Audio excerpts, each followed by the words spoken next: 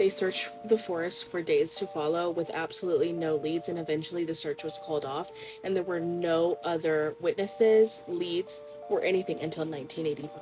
In 1985, a man who was out hunting for ginseng came forward and said, shortly after Dennis's disappearance in 1969, he discovered what appeared to be a child's skeletal remains scattered on the floor of the Great Smoky Mountains National Park, but didn't report his findings because he was afraid he was going to be prosecuted for harvesting the ginseng.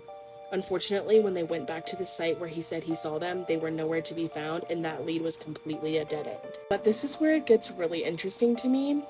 There's long since been a theory in the Appalachian Mountains and in the Great Smoky Mountains National Park that there is a subset of people who live within the Great Smoky Mountains National Park and the Appalachian Mountains as a whole, and people categorize them as feral people. They also assume they are responsible for a lot of the unsolved missing person cases, and I just find that to be really interesting.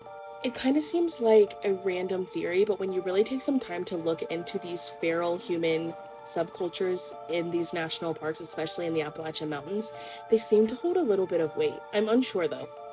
Another interesting point to add, shortly after Dennis's disappearance, a man came forward and said that the Federal Bureau of Investigations, or the FBI, hired him to hunt these feral people because of their connections to so many unsolved missing person cases in the Appalachian Mountains. Now, there's really not a lot of information on whether his claims were substantiated at all, but it makes you think. I have heard of these feral people or wild people many times throughout my upbringing, and I always come back to how interesting that whole thing can be. There's a lot of theories that they take children and livestock in order to feed themselves. A lot of people attribute Dennis and many other unsolved missing person cases to the paranormal activity that occurs in the Appalachian Mountains. So I'm curious to hear what you think. To me, I don't think he was kidnapped because truly he was 6 years old, and I don't find it even close to fathomable that a 6-year-old child was able to travel 56 square miles in a matter of just a couple days during that search. And if you have any information about Dennis or his disappearance, contact the FBI, and I will leave that information in the caption. Love you.